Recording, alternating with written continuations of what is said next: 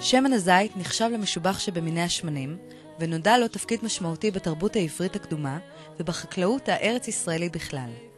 יד מרדכי הזמינה אותנו להציץ לתהליך המופלא של גידול הזיתים ויצירת השמן. הגענו היום לרמת הגולן כדי לעסוק בנושא שאני חושבת שאהוב על כולכם. שמן זית, זיתים, מי לא אוהב אותם? איפה אנחנו באמת גיאוגרפית ממוקמים וכמה דונם של מטעים יש פה? קיבוץ קשור נמצא בדרום הגולן, והשטח של המטע כאן הוא 550 דונם. הטמפרטורות והאקלים בדרום הגולן יחסית לא חם פה ולא קר פה, ואנחנו נמצאים בטמפרטורה מאוד אידיאלית לזית. בוא תגיד לי מה היתרונות של הבצרת הכחולה והענקית הזאת? היתרונות שלה שהיא מסוגלת למסוק בין 3 ל-6 טון זיתים בשעה, דבר שמאפשר לנו להוריד בקצב שאנחנו רוצים ובאופטימום את הזיתים מהעץ במצב ההפשלה שלהם. ודבר נוסף, להביא את הזיתים בצורה הכי מהירה לבית בד, ועל ידי כך אנחנו משיגים איכויות גבוהות של שמן, בעצם העובדה שהזיתים מגיעים בצורה רציפה לבית בד. תמיד עניין אותי אם יש הבדל בין גידול זיתים למאכל או לשמן זית. הגידול למאכל דורש הקפדה מבחינת הבריאות של הזית בנושא של הקיצות של זבוב הזית. דבר נוסף, כמויות המים. דרום הגולן לא מצטיין כמויות מים גדולות, אין פה כמויות גשמים, ולכן הזיתי מאכל הם דורשים כ-900 עד 1,000 קוב לדונם לשנה, וזיתי השמן דורשים בין 400 ל-500 קוב לדונם, כך שכמויות המים שאנחנו משתמשים הן הרבה יותר קטנות, ואז מאפשר לנו לעשות שטחים יותר גדולים של זיתים. בארץ אהבתי השקד פורח, בארץ אהבתי מחכים לאורח. 7 עלמות, 7 אמהות, 7 קרות. הזן הזה שאני מחזיק ביד הוא ארבקינה, והזן הזה עליו המציאו את השיטה בספרד בעצם. היתרון שלו שאחוזי השמן שלו גבוהים, איכות של השמן שלו מאוד טובה, והשיטה של הבצרת היא השיטה האופטימלית לגדל אותו, כי בגלל שהזית מאוד קטן, כושר הניתוק שלו הוא נמוך מאוד, ואז אי אפשר לנער אותו בשיטה רגילה, ורק השיטה של הבצרת מאפשרת לגדל אותו. אתה יכול להסביר לי פעם אחת ולתמיד איך יודעים מתי שמן זית הוא טוב, לפי הסמיכות, הצבע? צבע לא קובע עם איכות של שמן זית. מה שהפרמטר של איכות של שמן זית היא רמת החמיצות בו. איך אפשר לשלוט על רמת החמיצות של השמן זית? הדבר הכי משפיע והכי מהותי זה שהזיתים יגיעו מהר לבית בד, וככל שהם מגיעים יותר מהר, רמת החמיצות בהם יותר נמוכה. איזה זן זה? הזן שאת מחזיקה ביד זה ארבקינה, זה זן שמקורו בספרד. עכשיו אני רואה על ענף אחד 3 צבעים, את הירוק, את השחור ואת המעורב. לפי איזה פרמטרים אתם יודעים מתי הזית בשל וצריך בעצם לקטוף אותו? הבשלות נמדדת בשתי פרמטרים. אחד זה מראה הזית. כשהזית הוא חצי שחור, זה השלב שאנחנו חושבים שהוא הכי נכון למסוק אותו. ואז מקבלים טעמים טובים יותר ואחוזי שמן טובים. אם הזית עובר לשחור, זה אומר עובר הבשלה, ואז הזית יוצא פחות טעים, פחות מעניין. ואם הוא ירוק, אז הוא יוצא מריר וחריף, זה דבר שאנחנו לא כל כך רוצים. לכן אנחנו משתדלים בשחור וירוק 50-50. הפרמטר השני, מעבר לפרמטר של המראה העין, זה שליחה של זיתים למעבדה וקבלת דגימה של איכות שמן, ולפי זה אנחנו יכולים להחליט אם למסוק או לא.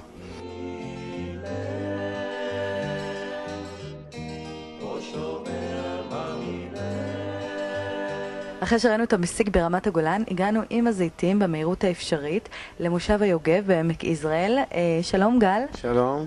אז זה בית הבד? זה בית הבד. הפרי מגיע לפה לבית הבד מלוכלך, עם מלא אבק, עם אבנים, עם כל מיני גופים זרים. עובר שטיפה, עובר רחיצה, עובר ניקוי עלים ברמה של עד 90%. אנחנו מצליחים לנפות את העלים. מכאן זה עובר אחרי זה למגרסות, זה עובר בשיטת סכינים, בטמפרטורה מאוד מאוד נמוכה, משתדלים לעבוד בטמפרטורה של 28 מעלות. החומר מתערבב בערך 45 דקות, תלוי איזה זן, כי יש זנים שהם חומציים יותר ויש זנים שהם פחות חומציים. משם זה עובר לצנטריפוגה אופקית, שזה נקרא דיקנטר, ומשם זה עובר לצנטריפוגה אנכית, שהיא מפרידה למעשה נוזלים מנוזלים, והיא עושה את ההפרדה הסופית, ומשם זה עובר לחביות, ומשם למדף למעשה. גל, פעם חמור היה מסובב אבן ריחיים כדי להוציא את השמן זית. היום מכשור טכנולוגי אדיר. היום זה עובד כל כך מהר, זה צ'יק צ'ק. זה מרגע שהזית נכנס, 60 דקות הזית בחוץ, רמה של שמן הרבה יותר גבוהה ממה שהיו מקבלים פעם. אז את בין השלבים הסופיים של השמן זית כאן?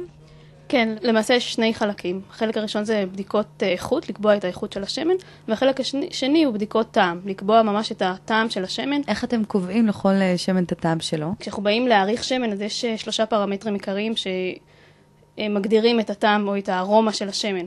הפרמטר הראשון הוא פירותיות, זה סך כל הארומות שמאפיינות את השמן. הפרמטר השני זה מרירות, אותה תחושה של מריר שאנחנו מרגישים בפה. והפרמטר האחרון זה חריפות, תחושה של צריבה שמורגשת בגרון. הזן הראשון הוא זן ברנע. הברנע הוא בכלל, הוא זן ישראלי, ויש לו אפיוני טעם מאוד מאוד ייחודיים. השלב הראשון הוא שלב הערכה. אנחנו למעשה לוקחים את הכוס, אנחנו עוטפים אותה ביד, ואנחנו מכסים אותה. למעשה, טעימה של שמן, טעימה מקצועית מתבצעת ב-28 מעלות.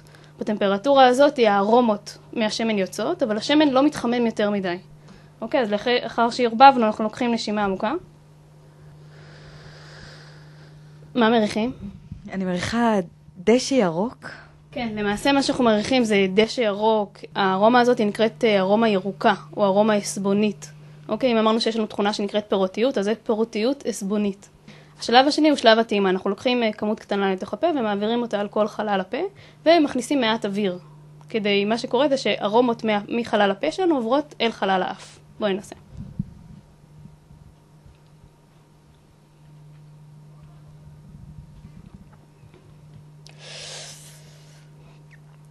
הרגשת מרירות?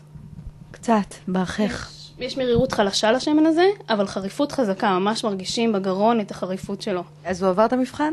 הוא עבר את המבחן, זה שמן שאפשר לדרג אותו ככתית מעולה. השמן הבא שניתן זה שמן סורי. ריח שונה לגמרי, ריח של פירות. אם מקודם היה לנו תפוח ירוק, עכשיו יש לנו תפוח אדום בשל, עגבניה אדומה בשלה. ניקח טעימה. זה באמת סורי שנמסק מוקדם, ממש מרגישים המרירות והחריפות האלה בדרך כלל מאפיינים את הסורי כשהוא נמסק, כשהוא עדיין היה ירוק. ועכשיו מה נשאר? נשאר לנו זן שנקרא ארביקינה. הארביקינה היא שמן קצת פרווה. מה הכוונה? הטעמים והריחות שלו מאוד מאוד עדינים. לאנשים שאוהבים שמן עדין יותר, הוא הרבה יותר מתאים. מריחה משהו אחר? ממש עדין. ממש עדין, אבל הוא יותר דומה לשני, הוא יותר מזכיר לנו דברים פירותיים. אפשר פה להרגיש אפילו קצת אגוזיות, קצת ריחות של אגוז ממש. אין מרירות, אין חריפות, שמן מאוד מאוד עדין, אבל בקטגוריית כתית מעולה.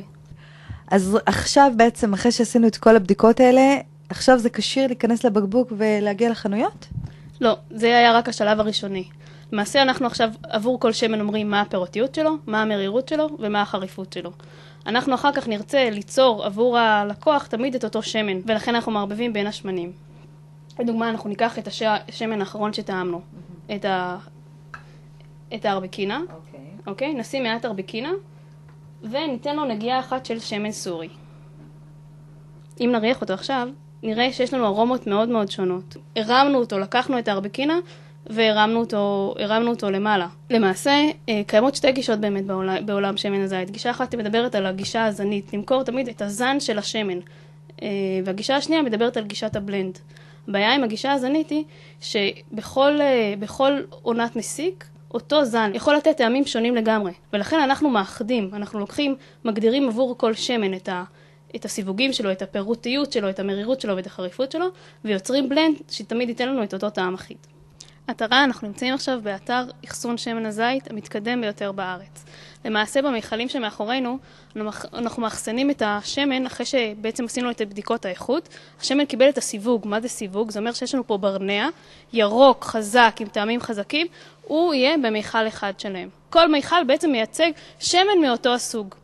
המומחיות שלנו היא בעצם לקחת את הטעמים השונים, את הזנים השונים, לערבב אותם ביחד וליצור את אותם טעמים שאנחנו מכירים אותם על המדף, כמו שמן לטיבול מעודן, שמן פירותי עשיר ושמן ירוק רענן. מהמיכלים הגדולים, השמן עובר למיכלים בהם הוא מתערבב, ובעצם יוצר את הערבוב הזה שדיברנו עליו, וישר למזיגה. ישראלים אוהבים שמן זית? אנחנו אוהבים להגיד שהישראלים כן אוהבים שמן זית.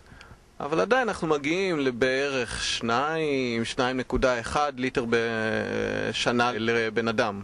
ואם אנחנו משווים את עצמנו למדינות קצת יותר מפותחות, עם מודעות יותר גבוהה לשמן הזית, לדוגמה יוון, צורכים כמעט פי 10 מאיתנו.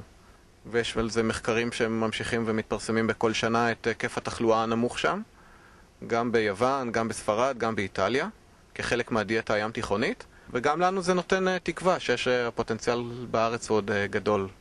אז אם כבר מדברים על כל מה שקשור לבריאות, תנפץ את הסטיגמה הזאת שאסור לטגן או לבשל משהו עם שמן זית? אנחנו יודעים שקיימת הסטיגמה הזאת. לשמחתנו יותר ויותר שפים וטבחים עוזרים לנו לנפץ את הסטיגמה הזאת, כי זה באמת לא יותר מזה.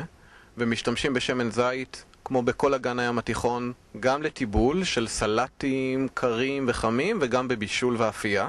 טמפרטורת העישון היא גבוהה מאוד בשמן זית, ולכן הוא מומלץ לטיגון, בעיקר טיגון קל, כי זה מה שאנחנו עושים עם שמן זית.